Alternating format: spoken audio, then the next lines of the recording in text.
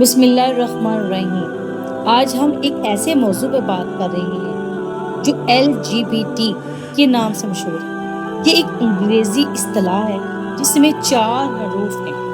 L for lesbian. Lesbian ایسی خواتین جو دوسری خواتین کی طرف رجحان رکھتی ہیں۔ جی یعنی گے، وہ مرد جو مردوں کی طرف رغبت رکھتے ہیں۔ بی بائی سیکشول، وہ لوگ جنہیں مرد اور عورتوں دونوں میں رغبت ہو۔ ٹی ٹرانسجینڈر، وہ افراد جن کی صنفی شناخت پیدائشی جنس سے مختلف ہو۔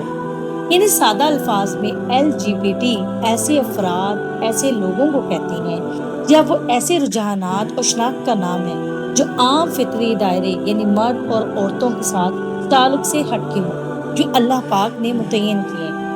سائنس یہ کہتی ہے کہ کچھ لوگ نفسیاتی، جینیاتی یا معاشرتی اثرات کی وجہ سے ایسے رجحانات کا شکار ہو سکتے ہیں، لیکن یہ رجحان قدرتی یا عام نہیں مانا جاتا، بلکہ یہ ایک غیر متوازن کیفیت ہے جسے علاج اور اصلاح کی ضرورت ہوتی ہے۔ دنیا کے کچھ ممالک میں اسے حقوق کا نام دیا جا رہا ہے، لیکن حقیقت یہ ہے کہ یہ انسان کی فطرت کے خلاف ہے۔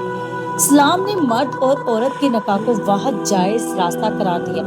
قرآن میں واضح طور پر حضرت لوط علیہ السلام کی قوم کا ذکر آتا ہے جو ہم جنس پرستی پر مبتلا تھے۔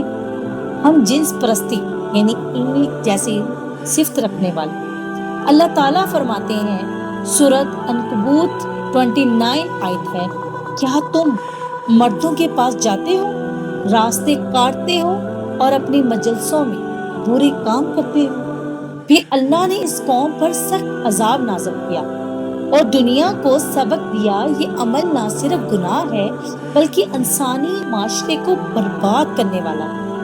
رسول اللہ صلی اللہ علیہ وآلہ وسلم نے فرمایا، جو شخص قوم لوط کا عمل کرے، اسے فاعل مفعول دونوں کو قتل کرو۔ یہ ترمذی کی حدیث ہے۔ حضرت علی کرم اللہ وجہ فرماتے ہیں، اگر ہم جنس پرستی پھیل جائے تو نسلیں ختم ہو جائیں اور لوگ زمین سے فساد بھر جائیں۔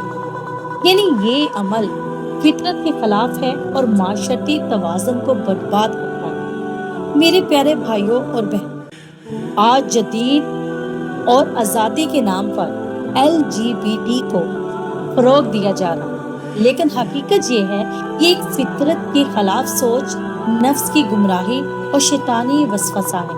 اسلام ہمیں سکھاتا ہے کہ انسان اپنی خواہشات کا غلام نہ بنے بلکہ اللہ کے حکم کے مطابق اپنی زندگی گزارے۔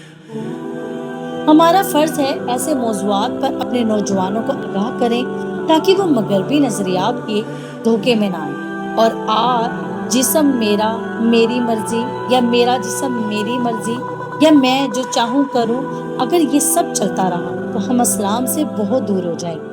اور اگر کوئی بھائی یا بہن اس آزمائش میں مبتلا ہے تو اس پر طعنہ نہ کریں بلکہ محبت اور حکمت کے ساتھ دین کی طرف بلائیں، اس کی اصلاح کریں۔